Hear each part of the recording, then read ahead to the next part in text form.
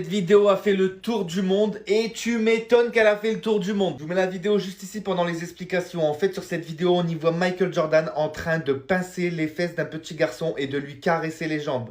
Entre guillemets, je mets bien ça entre guillemets. Internet, vous êtes mauvais. Eh, les réseaux sociaux, arrêtez ça. En fait, l'équipe de Michael Jordan venait de gagner un tournoi et il y a eu une célébration avec beaucoup de champagne versé juste avant. Michael Jordan, il est pas con, il sait que toutes les caméras vont être sur lui à ce moment précis en train de le filmer. À moins vraiment qu'il ait pas réfléchi, qu'il ait touché ce petit... Non. Donc cette vidéo a fait le tour des réseaux sociaux et a fait grande polémique. Car les gens regardent juste 5 secondes d'une vidéo qui dure je ne sais combien de minutes. Du coup, d'après les médias américains, il y a eu une célébration après la victoire et ce petit garçon s'est retrouvé trempé de champagne. Après avoir reçu plein de champagne, le t-shirt du petit garçon était remonté et son short lui collait à ses jambes. Toujours d'après les médias américains, Michael Jordan n'est pas en train de pincer les fesses du petit garçon parce que là vous voyez le mal partout, vous êtes en train de polémiquer. Mais en fait, il est en train d'ajuster le maillot pour essayer de décoller et lui frotter le champagne qu'il a sur les jambes. Même moi quand j'ai vu la vidéo, j'étais choqué, je me suis dit mais qu'est-ce qu'il nous fait Michael Jordan là? Il y a toutes les caméras sur lui, il est en train de toucher un enfant, c'est pas possible. Après j'ai creusé, évidemment j'ai regardé les médias américains et ils nous ont expliqué l'affaire avec le champagne qui avait coulé sur le petit garçon. Donc s'il vous plaît renseignez-vous et ne polémiquez pas pour rien et ne mettez pas quelqu'un dans une sauce qui n'a pas besoin de cette sauce là alors que c'est totalement faux. Dites-moi en commentaire si vous avez vu cette vidéo, ce que vous en pensez, si vous pensez vraiment que c'est du champagne ou autre chose. Non, je plaisante. Est-ce que vous avez vu la nouvelle performance artistique de Riles après son concert à l'Accor Arena? Je vous mets la vidéo juste ici pendant que je parle. Donc dès que son concert s'est terminé, il a donné une paire de ciseaux à son public qui avait libre accès à lui finalement pour lui découper ses vêtements ou ses cheveux. Et attendez, j'ai une question. Qui en Big 2026 fait confiance à l'humain comme ça? Parce que là, t'as un mec instable, il arrive, bim bim, il n'y a plus de Riles. C'est ouf de faire des performances comme ça. Et un gars, carrément, il lui coupe v'là la partie des cheveux. Il est parti faire quoi avec ça? Il est parti faire une peluche? Une perruque? Prends les cheveux de Riles, mon gars! Mais en fait, cette performance, c'est juste inspiré de Cut Piece. C'est la relation entre l'artiste et le public. Une relation de confiance, de consentement. Ah ouais, bah là, il faut en avoir du consentement et de la confiance. Hein. Parce que je pense qu'à chaque fois, il jetait un petit coup d'œil là à qui venait découper ses vêtements ou ses cheveux. Et pendant 30 minutes en plus, hein, et il aurait pu se faire dépouiller et finir chauve. Il avait pas peur. Hein. C'est pas le genre de confiance et de consentement. Vas-y, prends mon chargeur, je suis au courant, je suis consentant et tu me le rends plus tard. Là, on est sur de la confiance plus là. Finalement, c'est soit du génie artistique, soit c'est de la folie. C'est de la folie, mon frère. Je pense que le message, c'était en fait de créer un lien très fort avec le public pour que personne n'abuse. Et qu'on peut toujours avoir confiance en l'être humain finalement. Donc le but, c'était pas le dépouillement, hein, c'était vraiment symbolique. Genre, je vous fais confiance. Je vous fais confiance, allez-y, je vous donne mon corps pendant 30 minutes.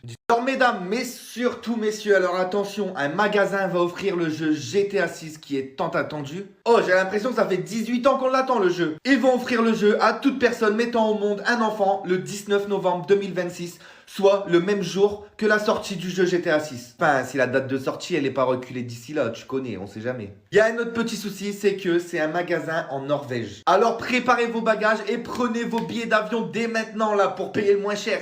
Bon, évidemment, c'est de l'ironie, mais pourquoi vous faites pas ça en France? Apparemment, il n'y a pas assez de naissances, vous voulez plus de naissances en France. Et bah allez, let's go, contactez les magasins et offrez-nous des jeux GTA 6. Faites-nous kiffer un peu là. Vous attendez quoi pour lancer le projet? Les papas vont être heureux, mais les mamans aussi, hein, parce que bien évidemment, les mamans jouent aussi à GTA. En tout cas, c'est dans la ville d'Oslo, en Norvège, que des magasins ont mis des affiches dans la ville pour annoncer la sortie du jeu le 19 novembre et pour annoncer qu'il fallait s'activer 9 mois avant la sortie et que toute naissance donnera droit au jeu GTA 6 gratuitement. C'est pas ouf ça? Moi je dis, c'est un très gros coup de marketing et j'espère qu'ils vont tenir parole. Après, mesdames et messieurs, je voudrais pas vous casser votre délire. Mais avec un nouveau-né à la maison, ça va être difficile de trouver du temps, je pense, pour jouer. Mais c'est faisable. Mouna de la team Nasdaq qui a fait son retour sur Snap met en garde les gens après avoir perdu l'usage de ses jambes suite à une consommation de protoxyde d'azote ou plutôt de gaz hilarant comme on l'appelle. C'est en novembre 2025 suite à une trop grosse consommation de gaz que Mouna a perdu l'usage de ses jambes et se retrouve maintenant en fauteuil roulant. Sur Snap, elle a pris la parole pour dire qu'il ne fallait pas consommer de ballon parce que ça peut donner suite à des paralysies ou même la mort. Je vous mets la vidéo juste ici. Mouna, si elle a perdu ses jambes, c'est à cause de l'usage des ballons. Des ballons. Pour toutes les personnes qui en font petites, grandes, moyennes, bah... Ben, en fait, jamais, parce que sinon, vous risquerez de finir comme moi en fauteuil roulant. Bon, après les vidéos sur Snap, il y a beaucoup de gens sur Twitter qui ont réagi, qui ont crié au fake parce qu'on peut la voir en fait bouger un petit peu les jambes. Il faut savoir qu'elle est en pleine rééducation et qu'elle peut se mettre debout et commencer à marcher tout doucement avec un déambulateur. Donc arrêtez de nous faire les médecins d'internet là, regardez bien les vidéos jusqu'au bout avant de donner votre avis. Bref, on lui souhaite de s'en sortir quand même et de pouvoir remarcher. Je fais cette vidéo aussi là pour adresser un message aux ados ou même aux adultes qui consomment cette merde. Franchement, arrêtez de consommer ça. Un jour il va vous arriver malheur parce que malheureusement ça arrive pas qu'aux autres. En plus de ça, ça détruit ton corps, ça détruit tes neurones, c'est de la dope, c'est de la merde. Je pense pas qu'on ait besoin de consommer du gaz pour pouvoir s'amuser ou autre. Donc arrêtez ça, mettez ça de côté, vous vous porterez bien mieux. Et surtout, faites attention à votre santé. Je sais même pas l'impact positif qu'a cette chanson sur moi, vraiment. Ma maman, elle a quitté mon papa grâce à mon régal. Vraiment. Non mais il le fallait. Hein. Je tombe sur cette vidéo où une fan croise Elena et lui avoue que sa mère a quitté son père grâce à la musique Mauvais Garçon. La star Elena, elle a dû tellement être gênée.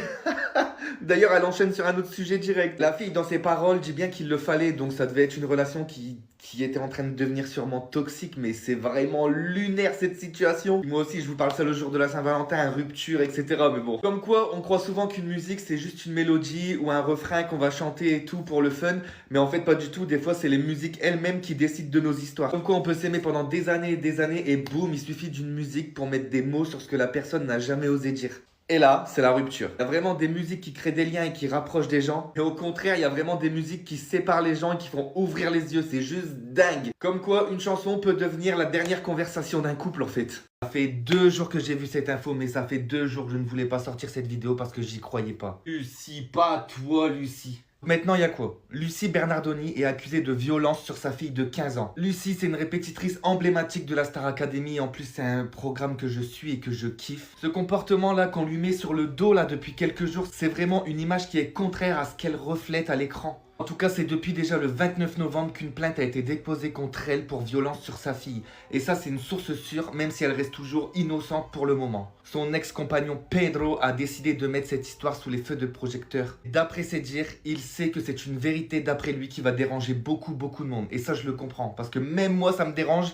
Et même moi, j'y crois pas. Sa fille est au courant évidemment de toute cette histoire et d'après le père, elle a même soufflé de soulagement quand elle a appris qu'une plainte avait été déposée contre elle et qu'elle allait sûrement avoir de futures condamnations. Comment c'est possible? Pas Lucie, s'il vous plaît. Ça a commencé quand le père a remarqué des comportements étranges chez sa fille, comme décrocher à l'école, être livrée à elle-même chez sa mère avec 2500 € d'argent de poche et plein d'autres choses. Aussi lorsque son père a découvert que sa fille de 15 ans sortait dans les bars avec des inconnus pendant que Lucie était en direct à la télévision. Et pour couronner le tout, il y a ces histoires de violence.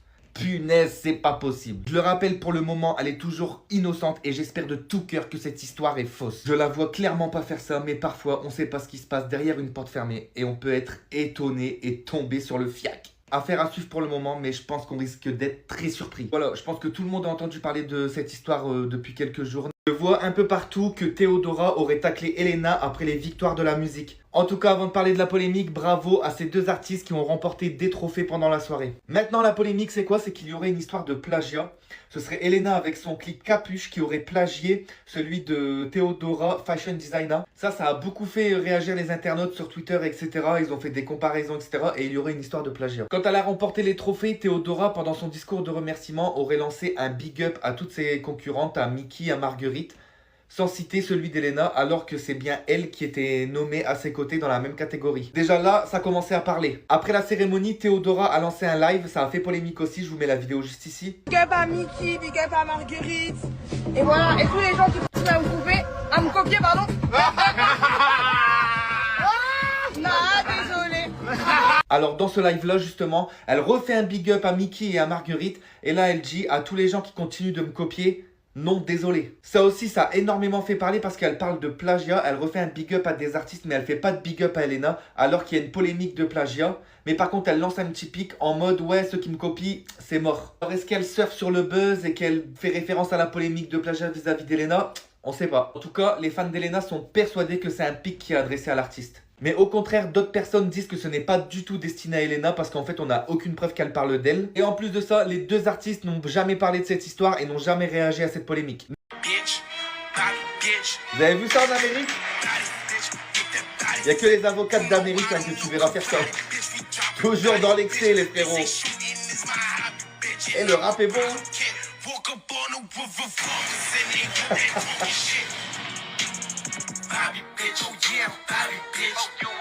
Cette vidéo-là, je pense que tout le monde l'a vu passer ces dernières 24 heures. En fait, c'est une avocate de la défense à Chicago qui célèbre avec son client devant le tribunal directement. Eux, ils n'ont pas le temps. La non-condamnation de son client qui est impliqué dans une affaire de fusillade. Là qu'elle danse et elle rappe, hein. Les Américains, toujours plus, toujours plus. Même les avocats s'y mettent. Le mec, il risquait une condamnation allant jusqu'à 30 ans. 30 piges. Et l'avocate, elle a réussi à le faire déclarer non coupable. Du coup, ça s'enjaille directement devant le tribunal. Petit freestyle, petite danse. Et franchement, il n'y a que aux États-Unis qu'on voit ça, qu'on peut passer d'un verdict à un clip de rap en 30 secondes. Alors, rendre son client innocent, forcément, c'est son boulot, on va rien dire là-dessus. Par contre, fêter ça comme si elle venait de gagner 10 victoires de la musique, ça, c'est toujours l'esprit, toujours plus, les Américains. Ici, la justice est faite, tu rentres chez toi, allez, t'es content. Là-bas, c'est, t'es non coupable, vas-y, lance le beat, on va danser, on va freestyler là. Bon, les avis sont mitigés, hein, évidemment. Il y en a qui assimilent ça à la joie, à la fin d'une procédure éprouvante, forcément, pour son client. Donc voilà, il célèbre et tout. Et il y a d'autres personnes, évidemment, qui disent que c'est inapproprié de célébrer comme ça, après une victoire, surtout avec des gangsters, entre guillemets. Mais on connaît la folie des Américains, hein, que ce soit gangsters, avocats, peu importe, ils s'en tapent complet. Je vous jure, cette vidéo là de ce petit singe qui se fait rejeter par tout un groupe de singes